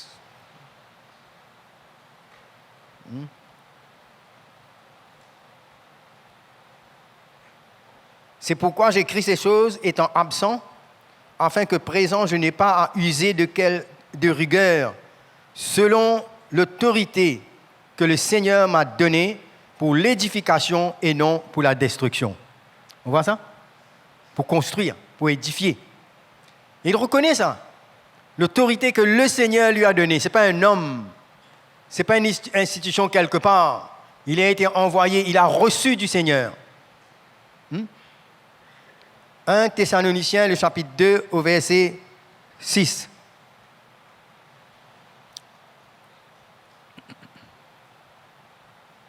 «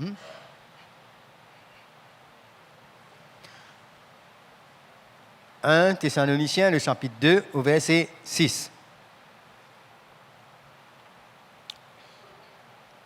Nous n'avons point cherché la gloire qui vient des hommes, ni de vous, ni des autres. Nous aurions pu nous produire avec autorité comme apôtres de Christ. Mais nous avons été pleins de douceur au milieu de vous, de même qu'une nourrice prend un tendre soin de ses enfants. Voyez-vous là? Le cœur, l'autorité que le Seigneur donne, il nous parle de ses enfants.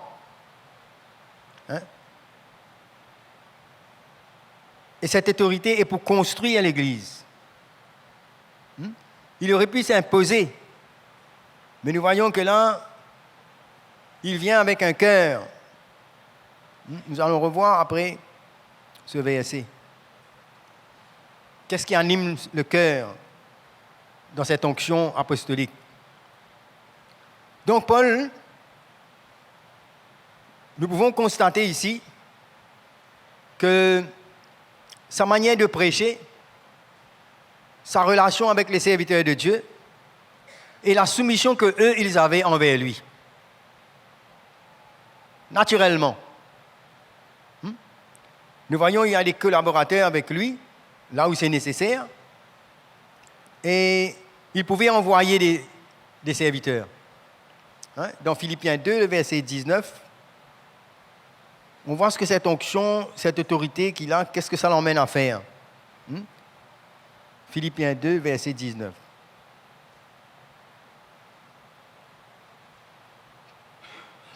Il dit, j'espère dans le Seigneur Jésus vous envoyer bientôt Timothée, afin d'être encouragé moi-même en apprenant ce qui vous concerne.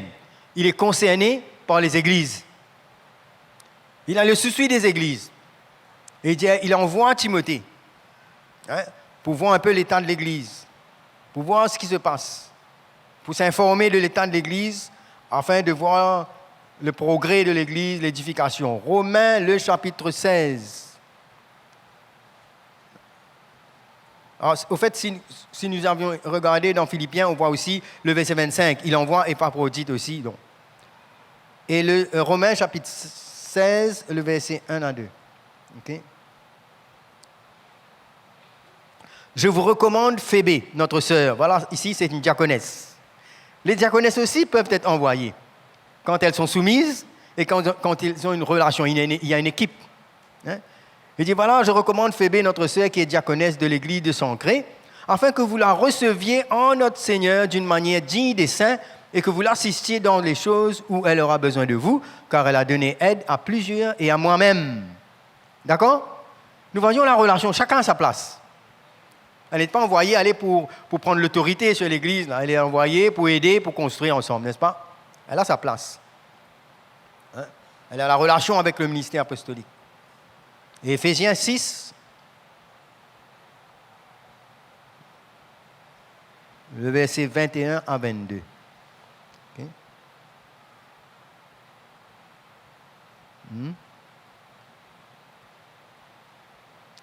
C'est quoi ça? Non, là je crois que j'ai... Oui, ok. Afin que vous aussi, vous sachiez en ce qui me concerne, ce que je fais, Tychik, le bien-aimé frère et fidèle ministre dans le Seigneur, vous informera de tout. Je l'envoie exprès vers vous, pour que vous connaissiez notre situation et pour qu'il console vos cœurs.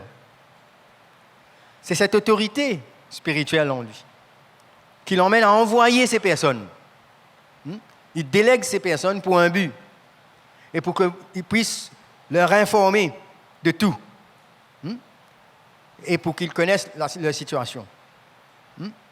Donc ces ministères sont connus et par la manière ce qu'ils transmettent, ils ont un message. Et Paul, l'apôtre Paul, il ne proclamait pas partout qu'il est apôtre. Hein? Mais l'onction, ça se voyait, ressentait par sa vie, et l'onction qu'il dégageait. Hein? Et tous reconnaissaient qu'il était un apôtre. Il n'avait rien à prouver. Mais la sagesse, l'intelligence dans l'esprit, la manière que Dieu lui donne la stratégie pour construire l'Église et de voir les fruits, l'Église même ressentait. Quand les situations se présentaient, la manière qu'il traitait les choses, l'autorité que Dieu lui donne. On a vu dans l'Église de Corinthe, la lettre qu'il a envoyée, sévère, la crainte que ça emmenait, la repentance, la relation qu'il y avait. Ce n'était pas des paroles en l'air. L'Esprit de Dieu conduisait. Cela emmenait une construction dans l'Église. Hein? Donc on voit l'onction apostolique, ce que ça l'emmène à faire. La relation entre les églises, envoyer ceux qui ont le même esprit, travailler ensemble, il y a une unité qui se construit. Maintenant, nous allons voir l'apôtre et la révélation de l'évangile qu'il a. Je me souviens un jour, quand le Seigneur commençait à développer le ministère, après qu'on avait tâtonné des années et des années, et que cela commençait à prendre forme. Hein? J'ai commencé à parler avec un frère que je connaissais depuis ma conversion. À cette époque, on était zélés. On allait sur les montagnes, aller prier. Je pouvais aller prier avec les frères tous les vendredis, de 5h l'après-midi. On rentrait, peut-être 8h. On pouvait prier toute une nuit jusqu'à 5h du matin, cherchant la puissance de Dieu, cherchant tout ce qu'il faut pour pouvoir être des grands ouvriers, pour bouleverser partout. Ouais, on avait soif. On pouvait faire n'importe quoi, passer une nuit sur la montagne. Et le lendemain, sortir là en feu. On a fait tout ça. Hein? Ouais. Alors, j'ai parlé à ce frère. Lui, il pouvait passer des heures et des heures à parler en langue. On croyait qu'à force de parler en langue, on va devenir un géant spirituel. Au fait, quelqu'un m'a dit qu'il voulait devenir un géant spirituel. Je vous parle des années 70, 74, 75, 76. On était en feu, un groupe de jeunes. On voulait voir l'église, Au fait, je ne sais pas qu'est-ce qu'on voulait. On voulait voir la puissance de Dieu. Hein? Alors, j'ai dit à ce frère, à un moment donné, quand Dieu commençait à établir les ministères, l'église prend forme, envers la maturité, je dis, tu sais, aujourd'hui, le Seigneur est en train de bâtir. On a besoin de cette onction apostolique dans l'église pour construire l'église. Il me regarde, il me répond, apôtre? Mais ça, c'est juste en Amérique qu'il y a ça. On arrive à réaliser que l'Église a peu de compréhension de la construction de l'Église, de la fondation sur laquelle Jésus construit l'Église. Hein? Et là, on va voir un aspect de l'onction qui découle sur un apôtre, un vrai. Il transporte la révélation de l'Évangile. Alors lui, il m'a dit, mais les apôtres, c'est Amérique, ça. C'est juste quand il y a des miracles, comprends? Mais il ne voit pas la construction. Hein? À part les miracles qui se passaient, que dans les évangélisations, vous croyez que tous les dimanches, ou dans les écoles où Paul prêchait, il faisait que chasser les démons, guérir les malades tous les jours. Il louait une école et il commençait à former les gens, à investir en eux, à leur montrer le chemin, la maturité. Hein? Il y a une révélation. L'apôtre, c'est un ministère de fondement. Il y a une révélation. Il a une intelligence qu'il a reçue, n'est-ce pas, du mystère de Christ. Hein? Il dévoile les choses qui étaient cachées. Galates, le chapitre 1er, au verset 11. Hein?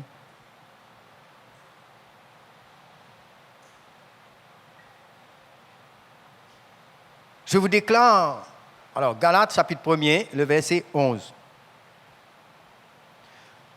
Je vous déclare, frères, que l'évangile qui a été annoncé par moi n'est pas de l'homme. Amen. L'évangile qui a été annoncé par moi n'est pas de l'homme. Il y a trop de choses qui viennent des hommes. Et il dit, je n'ai je ne l'ai ni reçu ni appris d'un homme, mais par une révélation de Jésus-Christ. Alléluia. Hein? Où on va aller pour que Dieu forme un apôtre? Aujourd'hui, on entend une école apostolique où on forme des apôtres, où on sort dans une conférence, certaines personnes nous ont imposé les mains et on sort là apôtre. Hein? Mais quand on voit l'apôtre Paul, le chemin qu'il a traversé, l'appel de Dieu dans sa vie, la formation, ses souffrances, son chemin dépouillé, hein? Toutes ces choses. Et là, Paul dit, mais voilà, je n'ai pas reçu ça d'un homme. On a besoin d'entendre les gens qui reçoivent de Dieu. Non pas des gens qui apprennent des choses techniquement et qui ont leur diplôme en main, mais dont le cœur n'est pas ouais et n'est pas envoyé. Ça fait beaucoup de confusion et beaucoup de désordre. Et malheureusement, il y a beaucoup de chrétiens qui sont dans l'ignorance et émotionnelle et suivent sans discerner. On a besoin des hommes ouins qui connaissent, qui ont de la connaissance, qui ont été appelés des ouvriers qui construisent l'église du Seigneur. Donc il affirme avoir reçu cette révélation. Éphésiens 3, le verset 3 à 4. Éphésiens. On prend notre temps, bien pour parcourir ces versets, pour comprendre de quoi on parle. On ne parle pas en l'air là.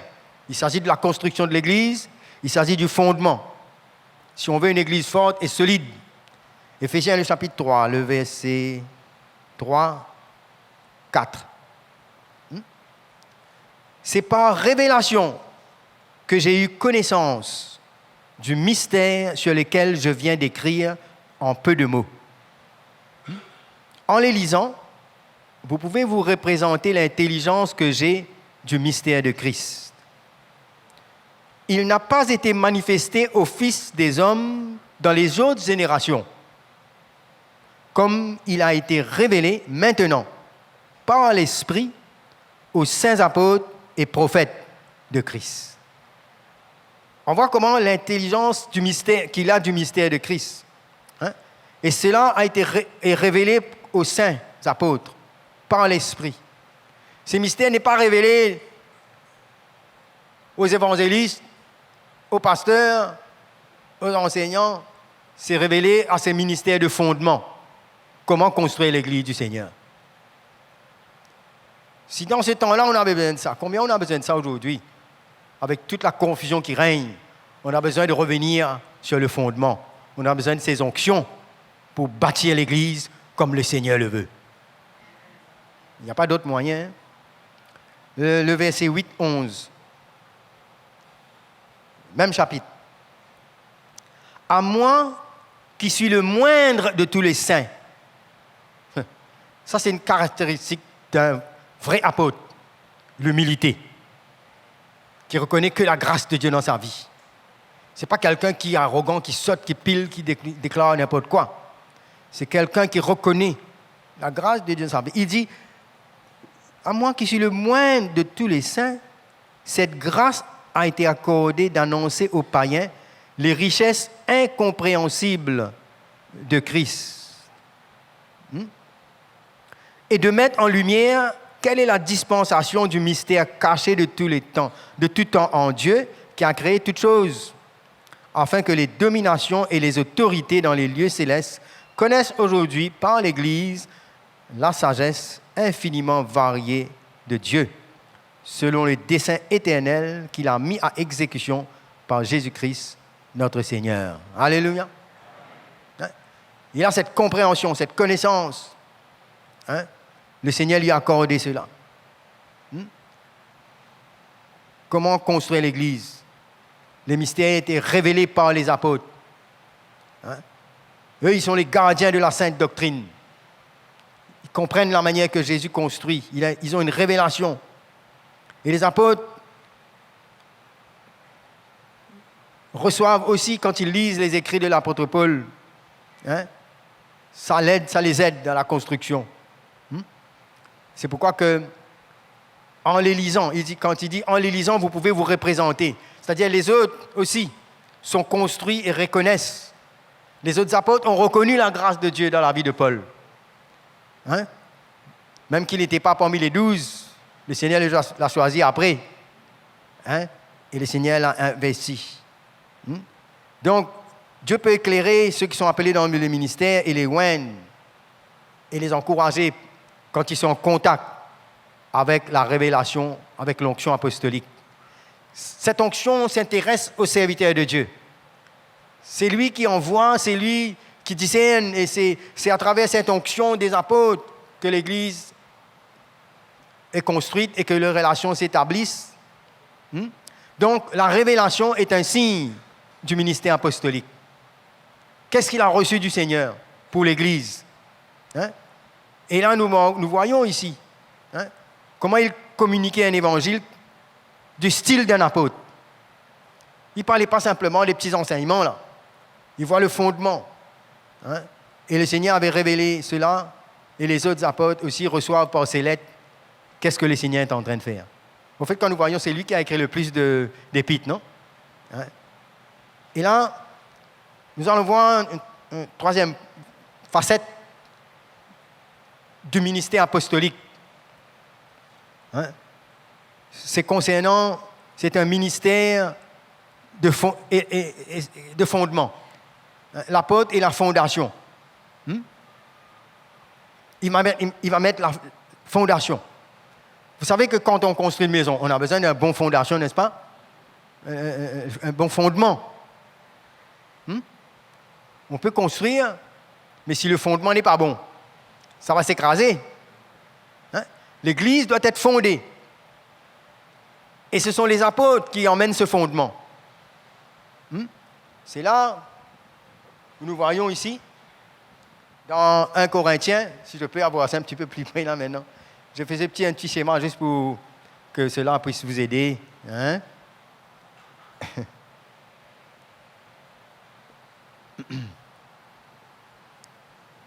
1 Corinthiens, le chapitre 3, au verset 10. Qu'est-ce qu'il dit?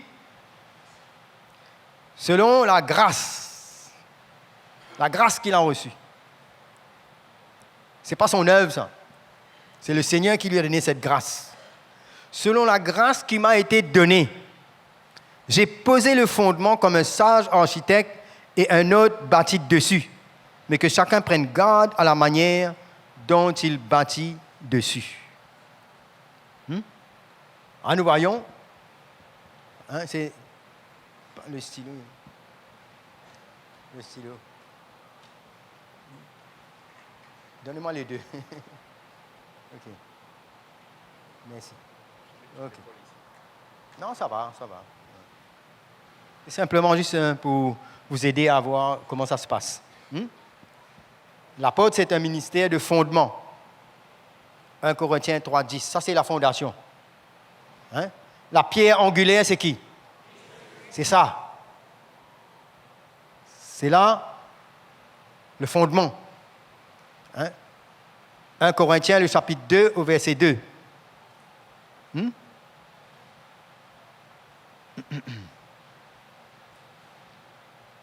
Qu'est-ce qu'il dit? Je n'ai pas eu la pensée de savoir parmi vous autre chose que Jésus-Christ et Jésus-Christ crucifié. Ça, c'est le fondement, ça. 1 Corinthiens, chapitre 2, le verset 2. C'est le message. C'est la manière que Jésus a dit que si quelqu'un veut le suivre, qu'il renonce à lui-même, qu'il prenne sa croix et le suive. Dans tout ce que l'Église a traversé, il les ramène tout le temps vers cela. Christ et Jésus-Christ crucifié. C'est le fondement. C'est là où la vie chrétienne commence. Et c'est ce fondement. Il y a là une identification à la croix et à la mort et à la résurrection de Jésus-Christ. C'est ça le message qui fait vivre l'Église. C'est ça le message qui va perfectionner l'Église. C'est ça le message qui va protéger l'Église contre toutes sortes d'hérésies et de fausseté qui pourra emmener les chrétiens à grandir, à se dépouiller, à se séparer du monde. C'est ça le message, le fondement. Notre identification à Jésus-Christ. Et l'Église a besoin de retrouver ce message pour devenir une Église solide, pure, qui pourra glorifier le Seigneur. Tout ce que nous pouvons prêcher, tout ce que nous pouvons faire, doit tourner autour de cela. Christ crucifié. Notre identification à Jésus. C'est pourquoi que tous ceux qui travaillent avec l'apôtre Paul et les ministères apostoliques, on a ce message, c'est notre identification à Jésus, notre dépouillement de la chair, notre renoncement à nous-mêmes. C'est là le message, notre fondement. Et Paul avait posé ce fondement. Il dit, prenne garde, que chacun prenne garde de la manière qu'il va bâtir dessus. Dans le livre de Galates, le chapitre 1er, au verset 6 à 7, nous voyons que les chrétiens se sont détournés de ce fondement. Ils avaient d'autres choses en vue. Dessus, on peut construire l'amour, la sanctification, on peut construire tout ce qu'on veut, on grandit dessus.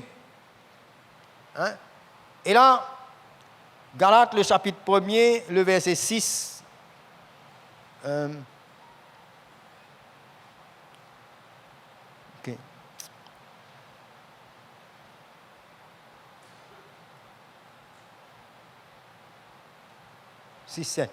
Je m'étonne de ce que vous vous détourniez si promptement de celui qui vous a appelé par la grâce de Christ, pour passer à un autre évangile. Non pas qu'il y ait un autre évangile, mais il y a des gens qui vous troublent et qui veulent renverser l'évangile de Jésus-Christ. Parce qu'ils sortent de cette fondation et veulent aller bâtir quelque chose d'autre qui n'a rien à voir avec cette fondation, et ça, qui ne va pas tenir. Qu'est-ce qui s'est passé? Ces chrétiens, il y a des chrétiens qui sont venus et ils ont préféré faire les chrétiens se circoncire.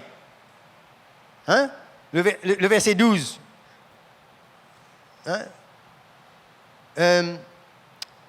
Galates, le chapitre 6, au verset 12. Qu'est-ce qu'il dit là? Tous ceux qui veulent se rendre agréables selon la chair vous contraignent à vous faire circoncire uniquement afin de n'être pas persécutés pour la croix de Christ. Voyez là? Alors les chrétiens, ces chrétiens-là, pour plaire aux Juifs, ils voulaient se faire circoncire. Mais ils ne voulaient pas accepter la persécution, souffrir pour Christ, dépouiller, identifier aux souffrances de Christ. Mais ceux qui sont sur ce fondement-là, eux, ils acceptent l'œuvre de la croix de Christ dans leur vie. C'est là qu'ils doivent être capables à ne pas sortir sur le fondement, à ne pas vivre selon leur chair, à accepter la séparation du monde, dépouillement de leur chair, pour grandir, pour l'édification, pour la construction, pour être libre. Il n'y a que ce fondement qui tient. D'autres voulaient aller faire circoncire. C'est un autre évangile. D'autres vont vous dire, voilà, exercez votre foi pour la prospérité, pour avoir beaucoup. C'est un autre évangile. D'autres vont vous dire de faire des choses extravagantes ou peu importe, qui n'ont pas leur fondement ici. Ce sont des choses qui sont ajoutées ailleurs et qui n'emmèneront pas l'Église à la maturité, à la perfection. Il y a ce fondement.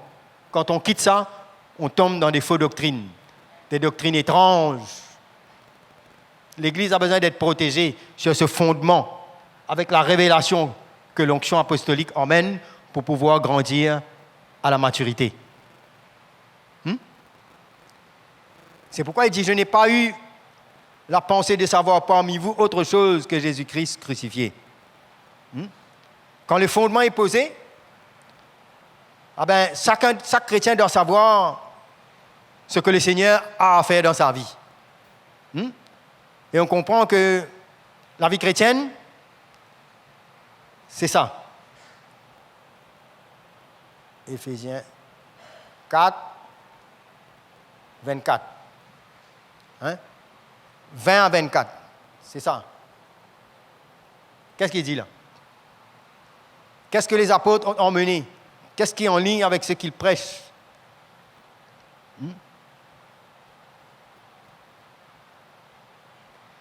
Mais vous qui êtes sur le fondement, vous qui êtes en relation avec cette onction,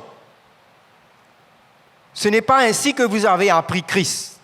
Si du moins vous l'avez entendu, et si conformément à la vérité qui est en Jésus, c'est en lui que vous avez été instruits. Par qui? Par les apôtres et les ministères. Hein? À vous dépouiller, eu égard à votre vie passée, du vieil homme qui se corrompt par des convoitises trompeuses, à être renouvelé dans l'esprit de votre intelligence et à revêtir l'homme nouveau créé selon Dieu, dans une justice et une sainteté que produit la vérité. Hein? Voyez là, le but, là, la vie chrétienne? C'est ce que les disciples, les chrétiens de cette Église ont appris. C'est ça qui nous préserve du monde. C'est ça qui nous préserve de toutes sortes de choses charnelles dans l'Église. C'est ce fondement. Quand on sort sur ce fondement, on vit n'importe quoi. Et puis on prie, on chasse les démons, on règle les affaires naturelles. C'est le dépouillement. Hein? C'est notre identification à Jésus. Après, il peut continuer, il dit, c'est pourquoi renoncer aux mensonges. Hein? Si vous êtes en colère, ne péchez pas. Hein? Ne donnez pas accès au diable, que celui qui dérobe ne dérobe plus. Pourquoi? Parce qu'on est sur le fondement, là. On identifie notre vie au Seigneur. Ce n'est pas la loi, là. C'est un chemin. C'est un chemin étroit que de prendre sa croix chaque jour et de marcher avec Jésus. Amen. C'est ça la solution. Le fondement. 2 Corinthiens, le chapitre 4, au verset 16. Ça qui emmènera la maturité. Hein, le progrès. 2 Corinthiens 4, 16.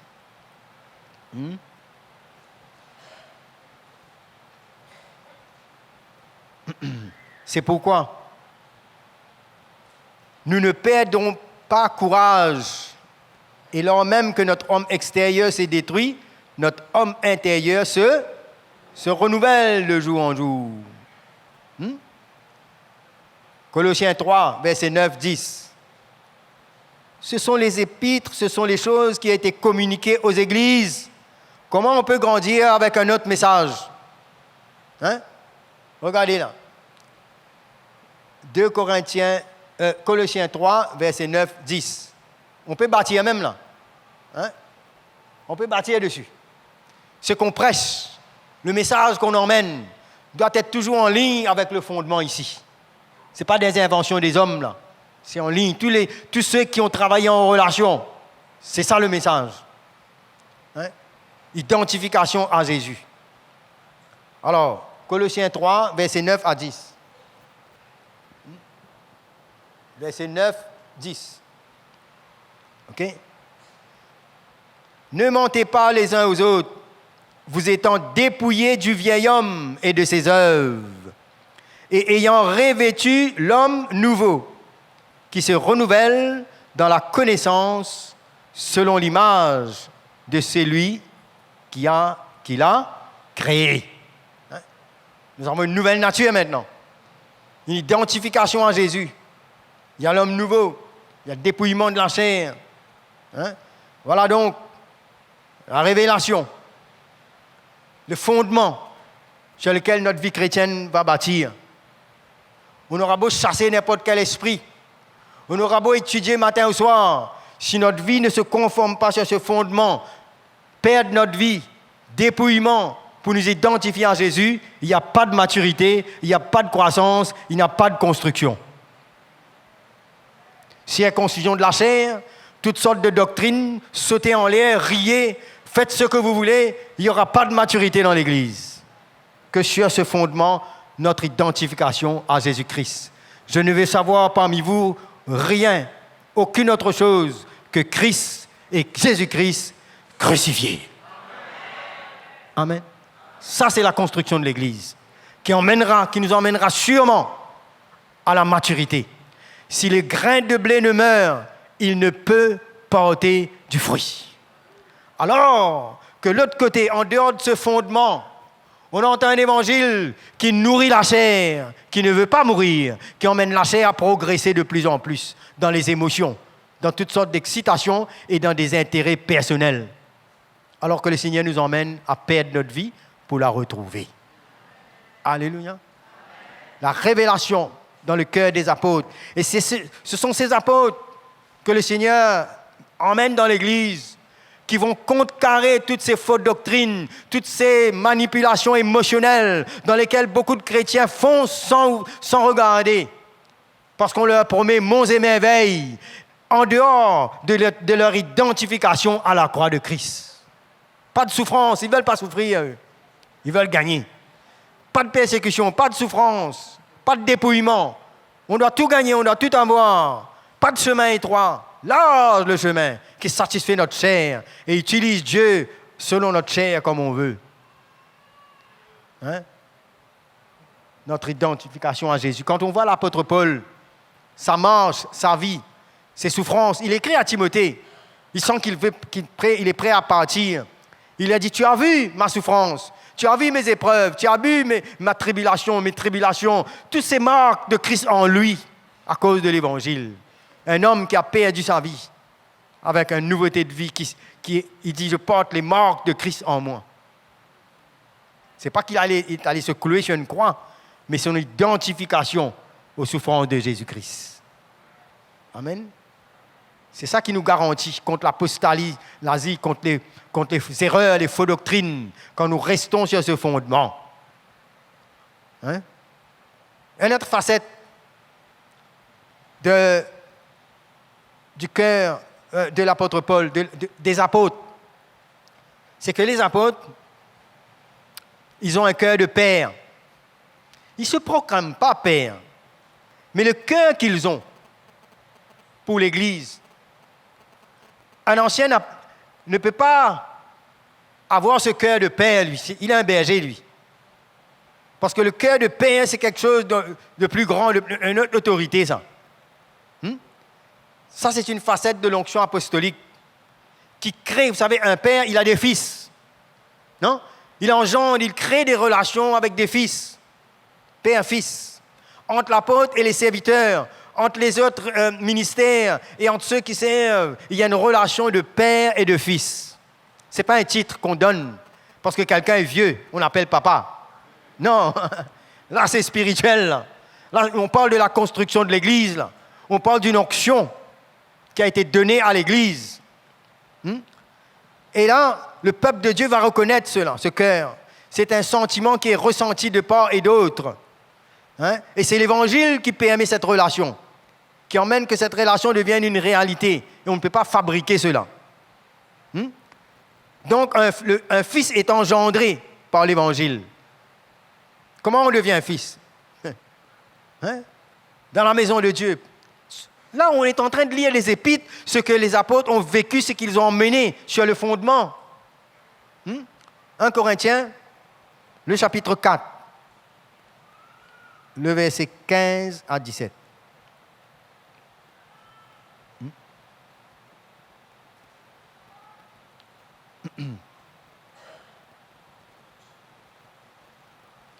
Regardez, quand Paul est en train de faire face, il y a même des faux docteurs qui se sont introduits. Ceux qui imitent, ceux qui veulent gagner les gens dans l'Église. Certains ne voyaient pas même pas l'importance que Paul vienne. Alors, qu'est-ce qu'il dit ici? Il dit, quand vous auriez 10 000 maîtres en Christ, vous savez, les maîtres, ce sont qui enseignent, non?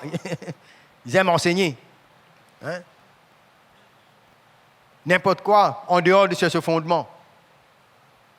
Il y avait beaucoup de docteurs, de faux docteurs, une foule, qui enseignaient à tort et à travers. Parmi, il y avait ceux qui disent qu'il faut circoncire. Hein? Aujourd'hui, on a tellement d'interprétations concernant Jésus, concernant la marche chrétienne. Et l'apôtre Paul, avec cette onction apostolique qui vient comme un père, il dit même, quand vous auriez 10 000 maîtres en Christ, vous n'avez cependant pas plusieurs pères. Il n'y a pas beaucoup. Puisque c'est moi qui vous ai engendré en Jésus-Christ par l'Évangile. Comment il a engendré? Ce n'est pas un évangéliste, hein? Vous savez, un évangéliste, vous prêchez l'Évangile, quelqu'un reçoit Jésus, mais vous ne pouvez pas le faire devenir un fils. C'est un père qui engendre un fils. Hein? C'est pourquoi il peut parler de cette manière. À cause de l'autorité spirituelle. Quand on voit Timothée, la relation qu'il avait avec Paul, il dit, voilà, je l'envoie comme un père, n'est-ce pas? Il est avec moi comme un fils auprès de son père. L'Évangile engendre des fils et des filles. Parce qu'il y a une autorité spirituelle qui emmène sur ce fondement. C'est Christ qui est à l'œuvre, là. C'est pourquoi Jésus dit, mais celui qui vous écoute, m'écoute. Pas n'importe qui dit ça. Il est en train de dire ça à cette autorité qu'il a donnée à l'Église pour engendrer des fils et des filles. Hein? Dans la construction de l'Église.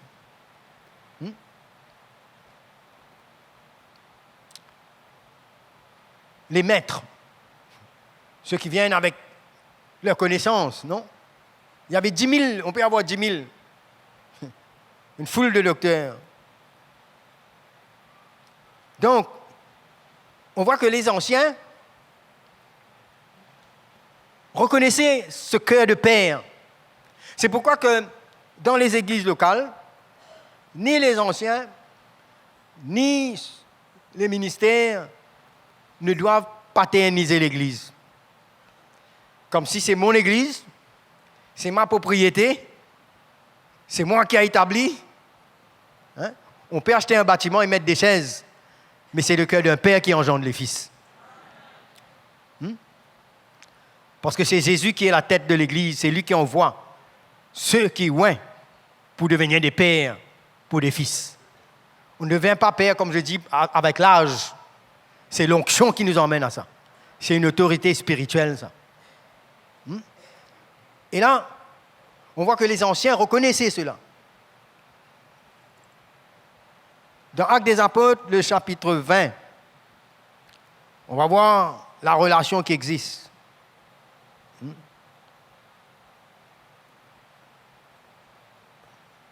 Le verset 17, et puis nous allons voir le verset 36 à 38. OK?